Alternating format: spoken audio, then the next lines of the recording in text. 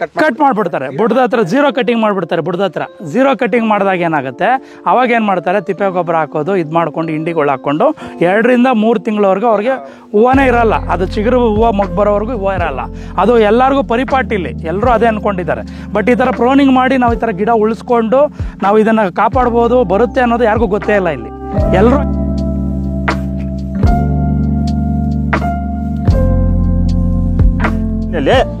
ಇದ್ರ ಕೈಯೆಲ್ಲ ತೊಡ ಹುಷಿ ನೋಡ್ರಿ ನೋಡ್ರಿ ನೋಡ್ರಿ ನೋಡ್ರಿ ಎಷ್ಟು ಹುಷಿ ಐತೆ ನೋಡ್ರಿ. ಎರೆ ಉಳುವ ಆ ತರ ಇದೆ ಇದ್ರಲ್ಲೇ ಕೈಯಲ್ಲೇ ತೊಡಾಕ್ಬೋದು ನಮ್ಮ ಭೂಮಿ.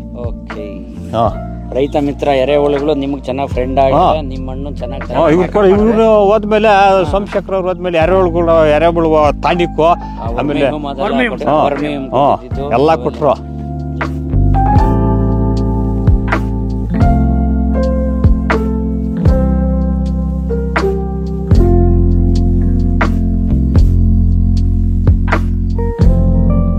ಭೂಮಿಗೆ ಹಾಕೋದನ್ನ ನೀವು ಭೂಮಿನಲ್ಲೇ ನಾವು ತಾಕತ್ ಮಾಡಿದ್ದೀರಾ. ಅಂದ್ರೆ ಈ ಗೊಬ್ಬರ ಕೊಟ್ರೆ ರೋಗ ಬರ್ತದೆ, ಇದಾಕ್ಬಾರ್ದು ಅವೆಲ್ಲ ತೆಗ್ದಾಕ್ಬಿಟ್ಟಿದ್ದೀವಿ. ವರ್ಷ ಈ ತರ ಬೆಳೆನೆ ಮಾಡಕತ್ತ ಇಲ್ಲ. ಕೊಳ್ಪೆ ರೋಗ ಎಲ್ಲ ವೈಟ್ ಬರೋದು, ಉದುರೋಗೋದು ಆ ತರ ಆಗ್ತಾ ಇತ್ತು. ಸೊ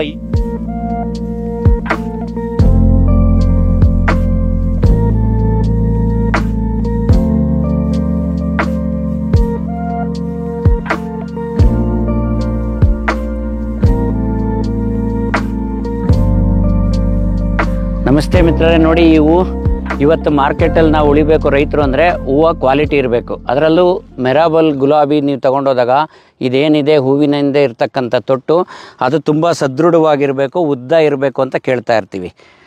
ನೋಡಿ ಇದು ಪ್ರತಿಯೊಂದು ಹೂ ಈ ಗಿಡದಲ್ಲಿ ಅದೇ ರೀತಿ ಅಲ್ವಾ. ಸೊ ಇದರ ಹಿನ್ನೆಲೆಯನ್ನು ತಿಳ್ಕೊಳ್ಳೋಣಲ್ವಾ. ನಮಸ್ತೆ ಮಿತ್ರರೇ, ನಾನು ಮತ್ತೆ ಹೊಸಕೋಟೆಯಲ್ಲಿ ಗುಲಾಬಿಗೆ ಪ್ರಸಿದ್ಧ ಆಗಿರ್ತಕ್ಕಂಥ ಹೊಸಕೋಟೆಯ ಪಿಲ್ಲುಗುಂಪ ಇಂಡಸ್ಟ್ರಿಯಲ್ಲಿ ಏರಿರ್ತಕ್ಕಂಥ ದೊಡ್ಡ ನಲ್ಲೂರ ಹಳ್ಳಿಯ ಒಬ್ಬ ರೈತರು, ಗುಲಾಬಿನಲ್ಲಿ ಸುಮಾರು 12 ವರ್ಷಗಳ ಅನುಭವ ಇರತಕ್ಕಂಥ ವೀರಭದ್ರಪ್ಪನವರ ತೋಟದಲ್ಲಿದ್ದೀವಿ.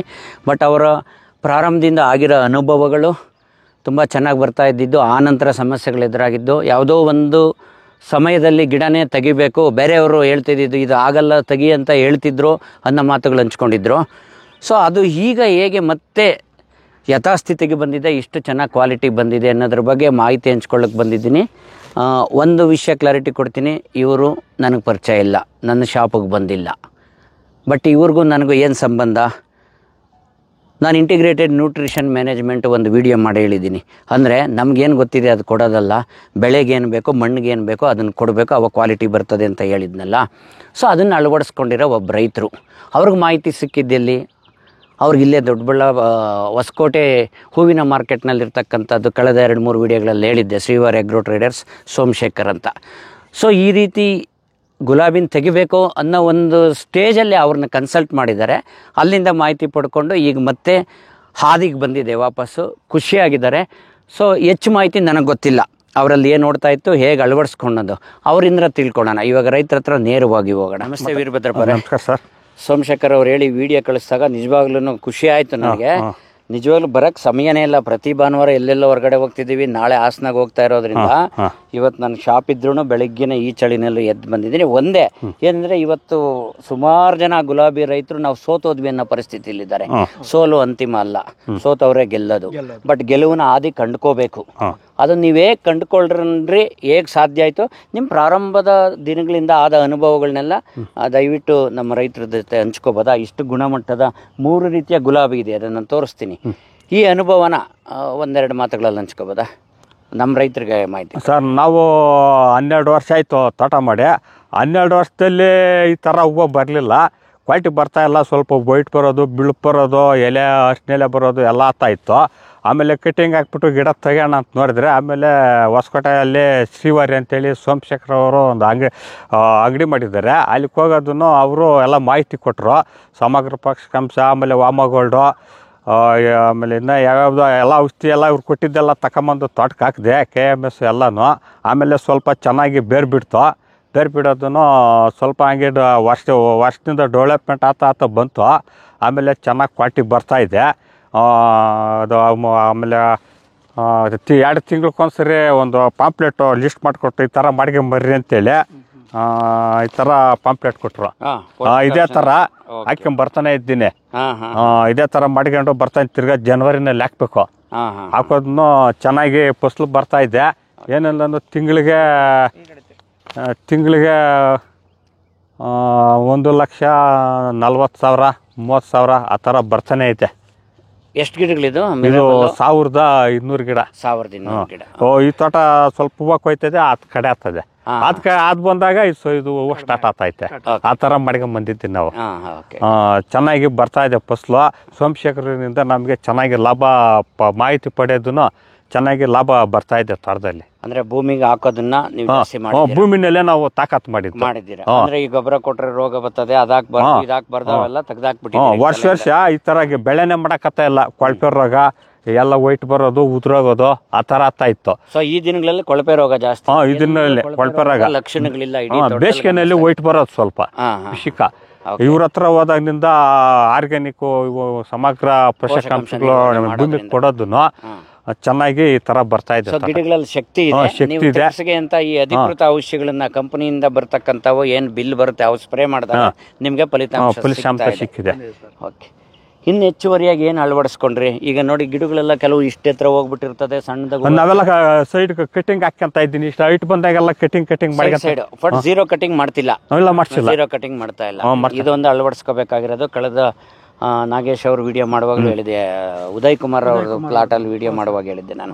ಸೊ ಯಾವ್ದು ಅನುಪಯುಕ್ತವಾದ ಶೂಟ್ಸ್ ಕೆಲವು ಇರ್ತವೆ, ಅವುಗಳು ತೆಗಿಯೋದ್ರಿಂದ ನೀವು ಉಪಯುಕ್ತವಾಗಿರೋ ಶೂಟ್ಸ್ ಅಲ್ಲಿ ಹೂ ಚೆನ್ನಾಗಿ ಬರ್ತದೆ ಅಂತ ಹೇಳಿ ಅದನ್ನೆಲ್ಲ ಅಳವಡಿಸ್ಕೊಳ್ಳಲಾಗಿದೆ. ಅಣ್ಣ ಇವಾಗ ಏನಂದ್ರೆ ಯಾವಾಗ್ಲೂ ನಾವು ಗಿಡ ಕಟ್ ಮಾಡ್ತಾರೆ, ವರ್ಷಕ್ಕೆ 2 ವರ್ಷಕ್ಕೊಂದ್ಸರಿ ಗಿಡ ಕಟ್ ಮಾಡ್ತಾರೆ. ಈ ಹೈಟ್ ಆದಮೇಲೆ ಅವ್ರಿಗೆ ಔಷಧಿ ಹೊಡೆಯೋಕ್ಕಾಗಲ್ಲ, ಹೂವು ಬಿಡ್ಸೋಕ್ಕಾಗಲ್ಲ ಅನ್ನೋ ಟೈಮ್ಗೆ ಹೈಟ್ ಮಾಡಿ ಕಟ್ ಮಾಡ್ತಾ ಇರ್ತಾರೆ. ನಾವು ಸರ್ ಹೇಳಿರೋ ಒಂದು ಮಾಹಿತಿ ಪ್ರಕಾರ ನಾವು ಏನು ಮಾಡಿದ್ವಿ ಅಂದರೆ ಪ್ರೋನಿಂಗ್ ಒಂದು ಹೇಳಿದ್ರು ನಮಗೆ. ಪ್ರೋನಿಂಗ್ ನಾವು ಸ್ಟಾರ್ಟ್ ಮಾಡಿದಾಗ ಏನಾಗುತ್ತೆ, ತೋಟ ಒಂದು ಲೆವೆಲ್ಗೆ ನಿಲ್ಲಿಸ್ಕೊಬೋದು, ಏನೂ ಪ್ರಾಬ್ಲಮ್ ಆಗಲ್ಲ, ನಾವು ಕಟಿಂಗ್ ಹಾಕೋ ಅವಶ್ಯಕತೆ ನಮ್ಗೆ ಇರಲ್ಲ ಅನ್ನೋದು ನಮ್ಗೆ ಅರ್ಥ ಆದಮೇಲೆ ನೋಡಿ ಈ ಥರ ನಾವು ಇಲ್ಲಿ ಕಟ್ ಮಾಡಿದಾಗ ನೋಡಿ ಶೂಟ್ಸ್ ಯಾವ ರೀತಿ ಬರುತ್ತೆ ಅನ್ನೋದು ಸರ್ ಹೇಳಿದ್ರು ನಮಗೆ. ನೋಡಿ ಅದೇ ರೀತಿ ಬರ್ತಿದೆ ನೋಡಿ ಇದರಲ್ಲಿ. ನೋಡ್ರಿ ಇಲ್ಲಿ ಇದು ಚಿಕ್ಕದು ಐತೆ ನೋಡ್ರಿ, ಇದು ಸ್ವಲ್ಪ ದೊಡ್ಡದೈತೆ ನೋಡಿ. ನೋಡಿ ಇಲ್ಲಿ ಕಟ್ ಮಾಡಿದ್ದಾರೆ ನೋಡಿ. ಇದು ಒಂದು ಶೂಟ್ ಹೆಂಗೆ ಬಂದಿದೆ ನೋಡಿ, ಇದರಲ್ಲಿ ಎಷ್ಟು ಮಗ್ ಬಂದಿದೆ ನೋಡಿ. ನೋಡಿ ಇದರಲ್ಲಿ ಇನ್ನೊಂದು ಬಂದಿದೆ ನೋಡಿ ಈ ಕಡೆ.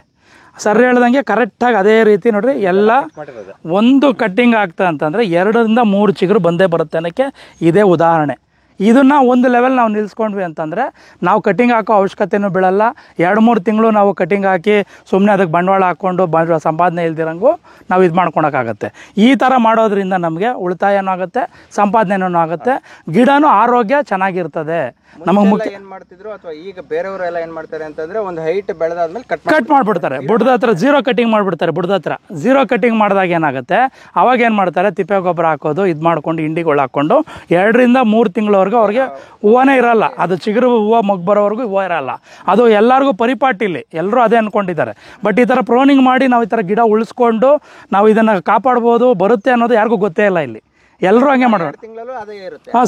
ಸೇಮ್ ಇವ್ರು ನೋಡ್ರಿ, ಇವ್ರಿಗೆ ಹೇಳ್ಕೊಟ್ಟೆ ನಾನು. ಇವ್ರು ಈ ಜಾಗ ಇದೆಯಲ್ಲ ಸರ್, ಈ ಜಾಗ ಬಂದು ಇಲ್ಲಿ ಹಾಕೋ ಗಿಡಗಳು ಕಟಿಂಗ್ ಮಾಡೋ ಗಿಡಕ್ಕೆ ಅಂತಾನೆ ಮಡ್ಕೊಂಡಿರೋಂಥ ಜಾಗ ಇದು. ಇವಾಗ ಇಲ್ಲಿ ಹಾಕಿ ಸುಡೋಕ್ಕೆ ಅಂತ ಜಾಗ ಇಲ್ಲ ಅಂದ್ಬಿಟ್ಟು ಇಲ್ಲಿ ಹಾಕ್ಕೊಂಡಿದ್ರು. ಅದಕ್ಕೋಸ್ಕರ ಏನು ಮಾಡಿದ್ವಿ, ಇದನ್ನು ನಾವು ಯಾವಾಗ ಹೇಳಿದ್ವಿ ಅವ್ರಿಗೆ, ಅವ್ರು ಅದನ್ನು ಇದು ಮಾಡಿಕೊಂಡು ನಾವು ಅವಶ್ಯಕತೆನೇ ಇಲ್ವಲ್ಲ ಅಂದ್ಬಿಟ್ಟು ಈ ಜಾಗನ ಇವತ್ತು ಅದರಲ್ಲಿ ಒಂದು ಬೆಳೆ ಮಾಡ್ಕೊಂಡಿದ್ದಾರೆ.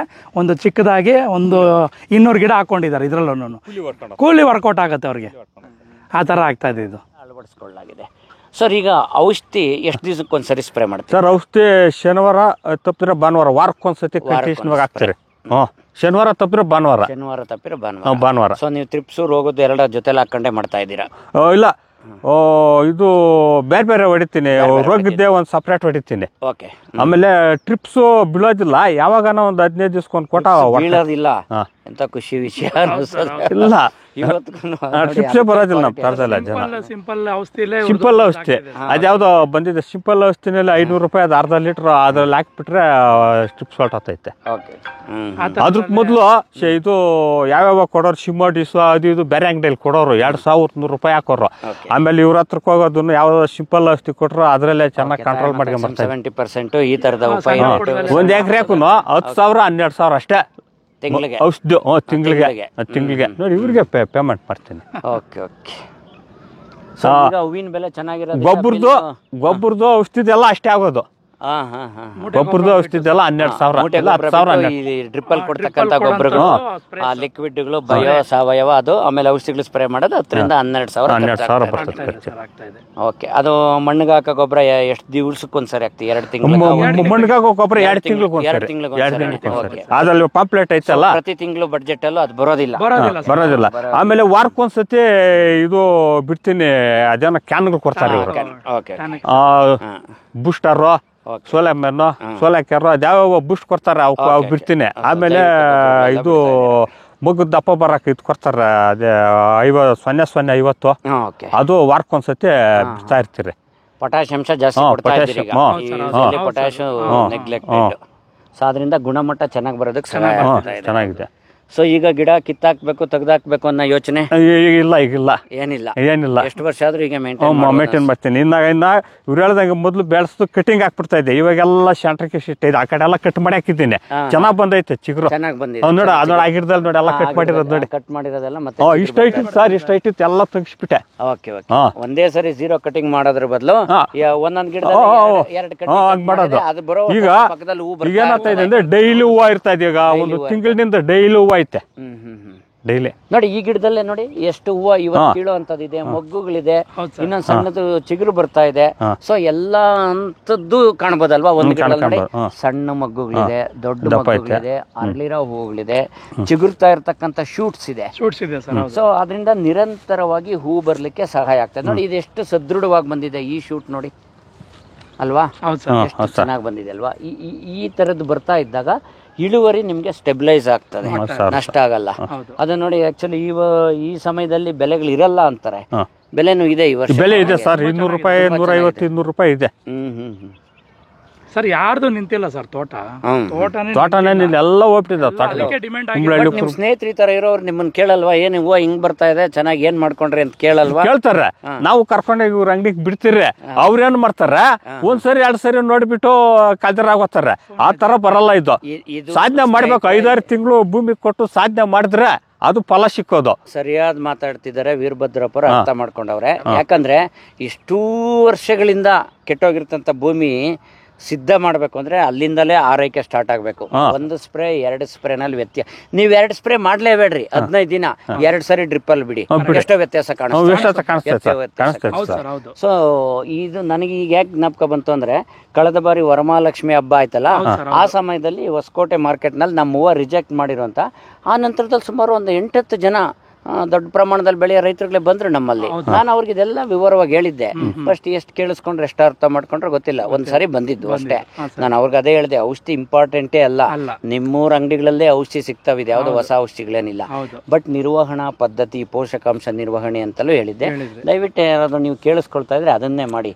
ಔಷಧಿ ಹೊಡಿಯೋದನ್ನ ಲೀಸ್ಟ್ ಪ್ರಾಮುಖ್ಯತೆ ಲಿಸ್ಟಲ್ಲಿ ಲಾಸ್ಟ್ಗೆ ಹಾಕ್ಕೊಳ್ಳಿ. ಎಲ್ಲಿಂದ ಎಲ್ಲಿಗೂ ಹುಡುಕೊಂಡು ಹೋಗ್ಬೇಕಾಗಿಲ್ಲ, ನೀವು ಯಾವ ಊರು ಬಿಟ್ಟು ಊರಿಗೆ ಹೋಗ್ಬೇಕಾಗಿಲ್ಲ. ನಿಮ್ಮ ಊರಿನ ಸಮೀಪ ಯಾವ ಅಂಗಡಿನಲ್ಲಿ ಸಿಗ್ತದೆ ಆ ಅಂಗಡಿನಲ್ಲಿರೋ ಔಷಧಿಗಳೇ ಕೆಲಸ ಮಾಡ್ತದೆ. ಈ ರೋಗಗಳಿಗೆ, ಕೀಟಗಳಿಗೆ ಮಣ್ಣಿಗೆ ಶಕ್ತಿ ಕೊಟ್ಟರೆ, ಆ ಮುಖಾಂತರ ಗಿಡಕ್ಕೆ ಶಕ್ತಿ ಕೊಟ್ಟರೆ. ಇದೇ ನಾನು ಹೈಲೈಟ್ ಮಾಡ್ಲಿಕ್ಕೆ ಇಷ್ಟಪಡೋದು ಸ್ನೇಹಿತರೆ. ನೋಡಿ, ನೀವು ಪರಿಸರನೂ ಸಂರಕ್ಷಣೆ ಮಾಡ್ಬೋದು, ಹಾಳಾಗ್ತಿರೋ ಮಣ್ಣನ್ನು ನೀವು ರಿಜ್ಯೂವಿನೇಟ್ ಮಾಡ್ಬೋದು. ರಾಸಾಯನಿಕಗಳ ಬಳಕೆ, ಸ್ಪ್ರೇನ ಕಡಿಮೆ ಮಾಡ್ಕೋಬೇಕು. ಸೊ ಮಣ್ಣಿಗೆ ರಾಸಾಯನಿಕ ಗೊಬ್ಬರಗಳ ಜೊತೆನಲ್ಲೇ ಸಾವಯವ ಮತ್ತು ಜೈವಿಕ ಗೊಬ್ಬರಗಳು ಕೊಡೋದ್ರಿಂದ ಇದು ಸಾಧ್ಯ ಆಗಿದೆ. ನೀವು ನೋಡಿದ್ರೆ ಗೊತ್ತಾಗೋಗ್ತದೆ. ಸೊ ನಿಜವಾಗ್ಲೂ ಖುಷಿ ಆಗ್ತದೆ ವೀರಭದ್ರಪ್ಪರೇ. ಅಟ್ಲೀಸ್ಟ್ ಈಗ ಸರ್ ಎರೆಹುಳು ಗೊಬ್ಬರ ಎಲ್ಲ ಬಿಡ್ತೀನಿ ಸರ್, ಇಷ್ಟು ದಪ್ಪ ಇದೆ ಎರೆಹುಳು. ಚೆನ್ನಾಗಿ ಭೂಮಿ ಉಳ್ಮೆ, ಭೂಮಿನಲ್ಲಿ ಇದ್ರೆ ಕೈಯಲ್ಲೇ ತೊಡ ಹುಷಿ ನೋಡ್ರಿ ಎಷ್ಟು ಹುಷಿ ಇದೆ ನೋಡ್ರಿ. ಎರೆಹುಳು ಆ ತರ ಇದೆ ಇದ್ರಲ್ಲೇ, ಕೈಯಲ್ಲೇ ತೊಡಾಕ್ಬೋದು ನಮ್ಮ ಭೂಮಿ. ಓಕೆ, ರೈತ ಮಿತ್ರ ಎರೆಹುಳುಗಳು ನಿಮ್ಗೆ ಚೆನ್ನಾಗಿ ಫ್ರೆಂಡ್ ಆಗಿದೆ, ನಿಮ್ಮ ಮಣ್ಣು ಚೆನ್ನಾಗಿ. ಇವ್ರು ಹೋದ್ಮೇಲೆ ಸೋಮಶೇಖರ್ ಹೋದ್ಮೇಲೆ ಎರೆಹುಳು ತಾಂಡಿಕು, ಆಮೇಲೆ ಎಲ್ಲ ಕೊಟ್ರು. ಜೈವಿಕ ಏನ್ ಕೊಡ್ತಾ ಇದ್ದಾರೆ ಎಲ್ಲ ಮಾಡ್ತಾ ಇದ್ದೀನಿ. ವ್ಯಾಮಗೋಲ್ಡ್ ಎಲ್ಲ ಕೊಟ್ಟಿದ್ದಾರೆ, ಎಲ್ಲ ಬರ್ತಾ ಇದ್ದೀನಿ. ಸೀವಿಡ್ ಎಕ್ಸ್ಟ್ರಾಕ್ಟ್ ವ್ಯಾಮಗೋಲ್ಡ್ ಕೊಡೋದು ಬೇರು ಚೆನ್ನಾಗಿ.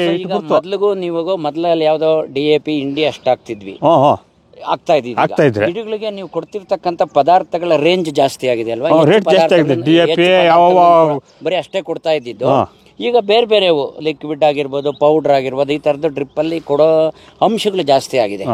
ಬೇರೆ ಬೇರೆ ಅಂದರೆ ನಾವು ಊಟದಲ್ಲಿ ಯಾವುದೋ ಒಂದೇ ಥರ ಊಟ ಮಾಡೋದಕ್ಕಿಂತ ಎಲ್ಲ ಥರದ್ದು ಹಣ್ಣು, ತರಕಾರಿ, ಮೊಳಕೆ ಕಾಳುಗಳು ಈ ಥರದ್ದೆಲ್ಲ ಸೇವಿಸಿದಾಗ ನಮ್ಮ ಆರೋಗ್ಯ ಹೇಗಿರುತ್ತೆ, ಹಾಗೆ ಮಣ್ಣಿನ ಆರೋಗ್ಯ ಇಂಪ್ರೂವ್ ಆದಾಗ ಈ ರೀತಿಯ ಬೆಳೆ ಬರ್ಲಿಕ್ಕೆ ಸಾಧ್ಯ. ಸ್ನೇಹಿತರೆ, ವಿಜುವಲ್ಸ್ ಗಮನಿಸ್ತಾ ಹೋಗಿ ನೀವು. ಈ ಪ್ಲಾಟಲ್ಲೇ ಎಲ್ಲ ಕವರ್ ಮಾಡಿ ತೋರಿಸ್ತಾ ಇದ್ದೀವಿ.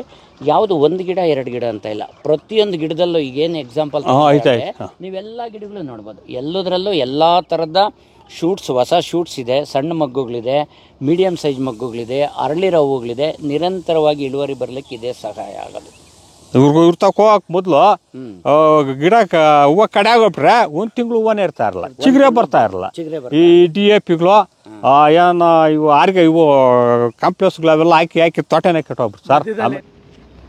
ಇಲ್ಲ ಸರ್, ಚೆನ್ನಾಗಿ ಮಾಡ್ತಾರೆ ತೋಟ, ತುಂಬ ಚೆನ್ನಾಗಿ ಮಾಡ್ತಾ ಇದ್ದಾರೆ. ನಾವು ಕಳೆ ಔಷಧಿನೇ ಇವಕ್ಕೆ ಕಳೆ 10 ರೂಪಾಯಿ ಕೊಟ್ಟು ಕಳೆ ವರ್ಷಿಲ್ಲ ಸರ್. ನಾವು 10 ರೂಪಾಯಿ ಕೊಟ್ಟು ಕಳೆ ವರ್ಷಿರಲ್ಲ, ಕಳೆನೇ ಬರಲ್ಲ ನೋಡಿ. ಈ ತರ ಬಂದಾಗ ಎಲ್ಲ ತಿಮ್ಸಾಕ್ಬಿಡ್ತೀರಿ.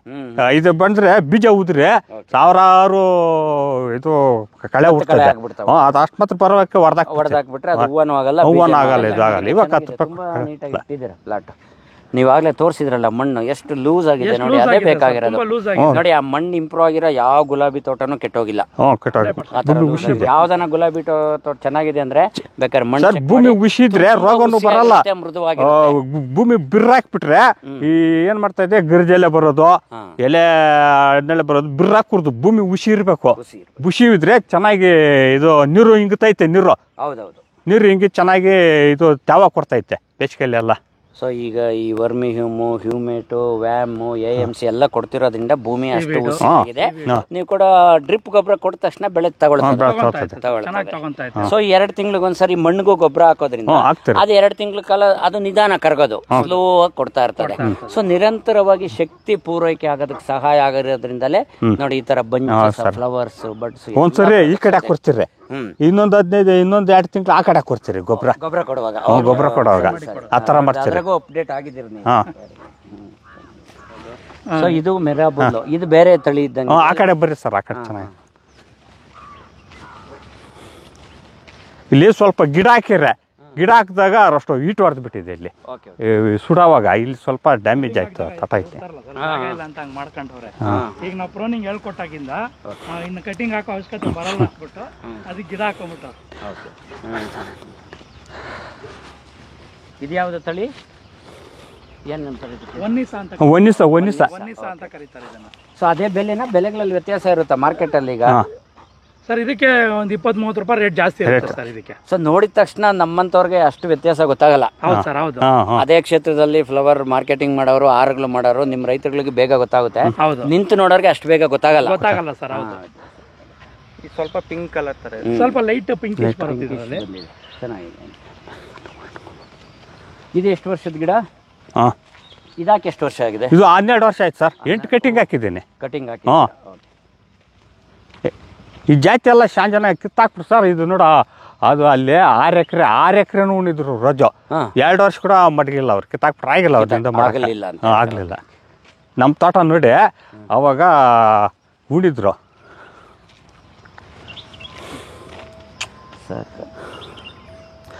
ಬೇಸಿಗೆಯಲ್ಲಿ ಸ್ವಲ್ಪ ವೈಟ್ ಬರೋದು ಸರ್ ಇದರಲ್ಲಿ, ಐಸ್ ಟೈಮ್ನಲ್ಲೂ ವೈಟ್ ಬರೋದು. ಹಿಂಗಿದೆ ನೋಡೋದನ್ನೆಲ್ಲ, ಫಿನಿಶಿಂಗ್ ಎಲ್ಲವೂ, ಕಲರು ಎಲ್ಲವೂ ಅಷ್ಟೇ. ಸೊ ಈಗ ಬೇಸಿಗೆಲ್ಲೂ ಚೆನ್ನಾಗಿ ಬರ್ತಾ ಇದೆ ನಿಮ್ಗೆ? ಈಗ ಚೆನ್ನಾಗಿ ಬರ್ತಾ ಇದೆ ಸರ್. ಸೋಮಶೇಖರ್ ಹತ್ರ ಹೋಗೋದನ್ನು ಚೆನ್ನಾಗಿ ಎಲ್ಲ ಇದು ಕೊಡೋದನ್ನು ವೈಟು ಬರಲ್ಲ, ಚಿಗುರು ಚೆನ್ನಾಗಿ ಬರ್ತಾ ಇದೆ. ತೋಟ ಈಗ ಚೆನ್ನಾಗಿ ಬರ್ತಾ ಇದೆ. ಕಂಟಿನ್ಯೂಸ್ ಹೂವು ಇರುತ್ತೆ. ಕಂಟಿನ್ಯೂಸ್ ಹೂವು ಇರುತ್ತೆ. ಕಂಟಿನ್ಯೂ ಇರ್ತೈತೆ. ಒಂದು 20 kg ಈಗ ಕಡಿಮೆ ಆಗಿದೆ. ಆಮೇಲೆ ಬಂದದಂದರೆ ಈ ತೋಟಕ್ಕೆ 500-600 kg ಕೊಯ್ತೈತೆ.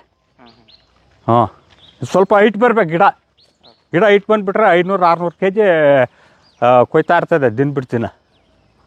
ಇದು ತೂಕನೂ ಬರ್ತದೆ ಚೆನ್ನಾಗಿ, ಅದಕ್ಕಿಂತ ತೂಕ ಬರುತ್ತೆ. ತೂಕ ಬರ್ತೈತೆ ಸರ್. ಇದರಲ್ಲಿ 12 ವರ್ಷ ಆಯ್ತು. ಇದರಲ್ಲೇ 2 ಮಕ್ಕಳನ್ನ ಇಂಜಿನಿಯರ್ ಮಾಡಿಸ್ದೆ. ಇದರಲ್ಲಿ ಒಂದು 3 ಫ್ಲೋರ್ ಮನೆ ಕಟ್ಟಿದೆ. ಬೆಂಗಳೂರಿಗೆ ಹೋಗ್ತಾ ಇದ್ದಿದ್ದು ಅವಾಗ. ಒಂದು ಕಾರ್ ತೆಗೆದ್ರೆ ನೆಕ್ಷನ್ ಕಾರು ಬಸ್ ಸ್ಟಾರ್ಟಿಂಗ್ಗೆ ಇದ್ರಲ್ಲಿ ಸಂಪಾದನೆ ಮಾಡಿ.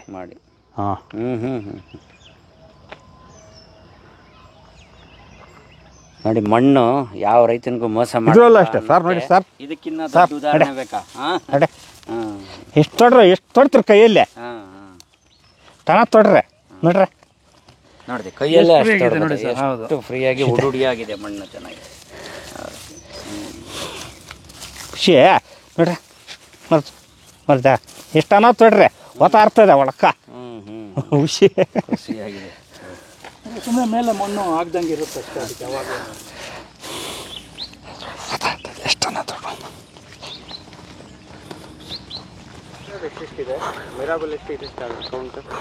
ಮಿರಾಬಲ್ಲು 1200 ಗಿಡ, 1200, ಇದು 1500. ಇದು 1500 ಇದೆ. ಮ್ಯಾಂಗೋ ಎಲ್ಲೋ ಅಂತ ಒಂದು 200 ಗಿಡ, 200 ಗಿಡ ಇದೆ ಅದು.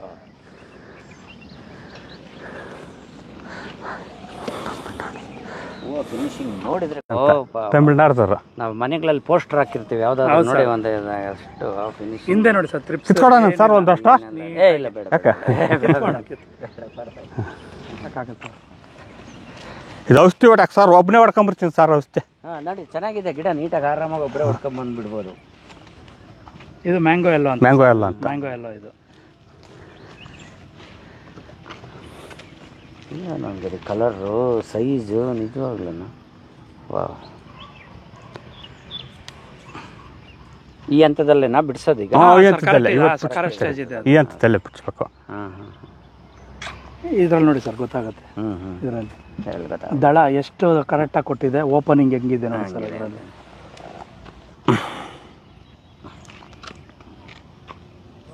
ಸರಿ, ನಮ್ಮ ಶೆಡ್ಯೂಲ್ ಅಲ್ಲಿ ಮಾಮೂಲಿ ಇದ್ರಲ್ಲಿ ಮಾಡ್ತಾ ಬಂದ್ರು. ಇವ್ರಿಗೆ ಮಾಮೂಲಿ ಜಾಸ್ತಿ ಹಾಕಿ ರೂಢಿ. ನಮ್ಮ ಇದ್ರಲ್ಲಿರೋದು ಎಷ್ಟು ಬೇಕು ಅಷ್ಟು ಕೊಟ್ಟಿದ್ದೇವೆ. ಒಂದ್ಸರಿ ಏನ್ ಮಾಡ್ಬಿಟ್ಟಂದ್ರೆ DAP ಹೆಚ್ಚೆಚ್ಚುವಾಗಿ ಸ್ವಲ್ಪ ತಂದು ಹಾಕ್ಬಿಟ್ರು. ನನಗೆ ಹೇಳಿರ್ಲಿಲ್ಲ ಸರ್. ಆಮೇಲೆ ಏನಾಗೋಯ್ತು ಅಂದ್ರೆ ಒಂದ್ ಮಳೆ ಬಿತ್ತು ಸರ್.